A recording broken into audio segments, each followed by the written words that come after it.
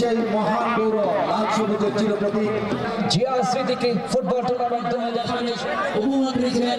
তৎকালীন সরকারের সময় জেলার নীতি নির্ধারকরা পর্যাপ্ত বরাদ্দ পেলেও লুটপাটের কারণে ক্রীড়াঙ্গনে প্রতিযোগিতা যেন মুছে যেতে বসেছিল।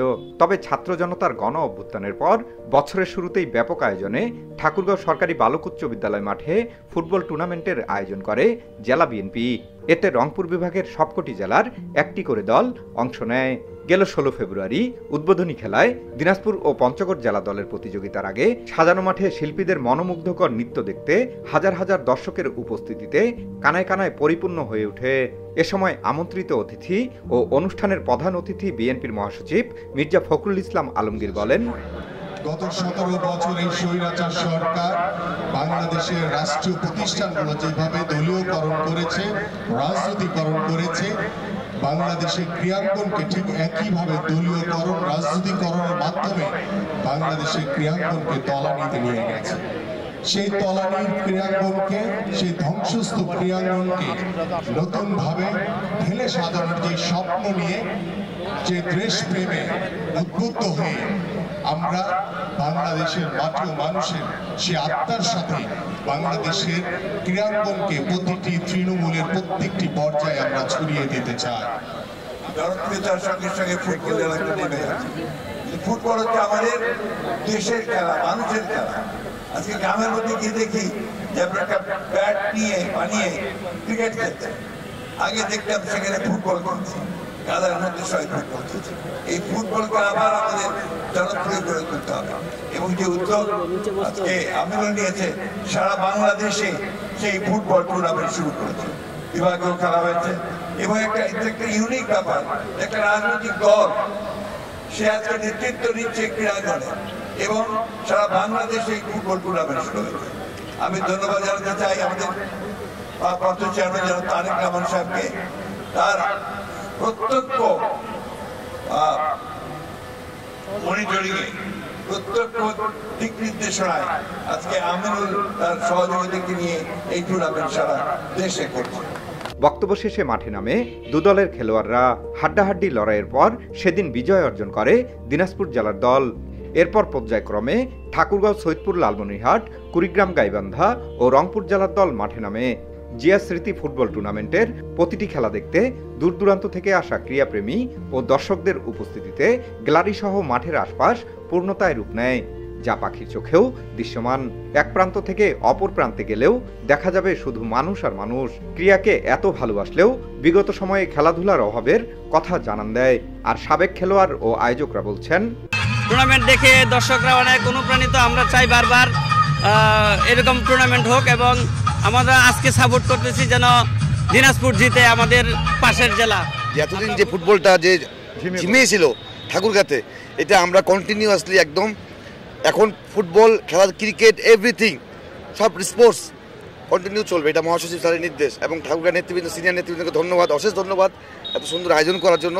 এবং আমি চাই আমরা যারা সাবেক টিমের সাবেক খেলোয়াড় যেন ঠাকুরগাঁতে খেলাধুলা চলে। ঠাকুরগাঁ জেলা বিএনপির আয়োজনে আমরা জিয়া স্মৃতি ফুটবল টুর্নামেন্টের আয়োজন করছি। আপনারা সকলেই জানেন যে গত 16 ফেব্রুয়ারি এই টুর্নামেন্টের উদ্বোধন হয়েছিল।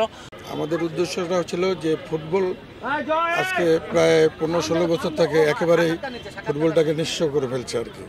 তা আমরা চেষ্টা করতেছি, আমরা যেহেতু ফুটবল প্রেমিক লোক, আমরা চেষ্টা করতেছি ফুটবলটাকে আরও কীভাবে উজ্জীবিত করা যায়। সেই লক্ষ্যে 5ই আগস্টের পরে আমরা একটা চিন্তা ভাবনা করছি যে ঠাকুরগাঁতে যদি আমরা একটা ফুটবল টুর্নামেন্ট করতে পারি, তাহলে আমরা মনে করি যে ঠাকুরগাঁর ফুটবলটা আস্তে আস্তে আরও উন্নতির দিকে যাবে। সবশেষ 28 ফেব্রুয়ারি ফাইনাল খেলায় অংশ নেয় দিনাজপুর ও রংপুরের দল। আর এ খেলা উপভোগ করতে প্রধান অতিথি হিসেবে উপস্থিত হন বাফুফের সভাপতি তাবিত আওয়াল। এ সময় তার সফর সঙ্গী ও আমন্ত্রিত অতিথিরা উপস্থিত হয়ে বলেন, মাদক থেকে দূরে থেকে সমাজকে সুন্দর করার জন্য, আগে আসার জন্য খেলার কোনো বিকল্প নাই। বহুদলীয় গণতন্ত্রের প্রবর্তন করে যিনি জীবনে রক্ত দিয়ে বাংলাদেশের মানুষকে ঋণী করে রেখেছেন, সেই আমাদের প্রিয় নেতা শহীদ রাষ্ট্রপতি জিয়াউর রহমানের নামে এই খেলা। সে কারণে এই খেলার মান গুণগত অনেক উচ্চতায় উন্নীত হয়েছে। আগামীর বাংলাদেশ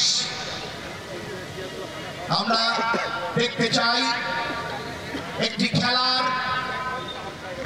একটি সংস্কৃতির সুষ্ঠু বিকাশের মাধ্যমে একটি গর্বিত এবং একটি বলিষ্ঠ জাতি হিসেবে তৈরি করার উদ্দেশ্যে যে বাংলাদেশ জাতীয়তাবাদী দলের যে দৃষ্টিভঙ্গি, সেই দৃষ্টিভঙ্গি থেকেই এই খেলার আয়োজন। আর বাফুফের সভাপতির কথা, যে বিগত ফাঁসিবাদের, দুর্নীতির এবং ফাঁসিবাদের কালো মেঘটা আসলে চিরবিদায় হয়ে গিয়েছে।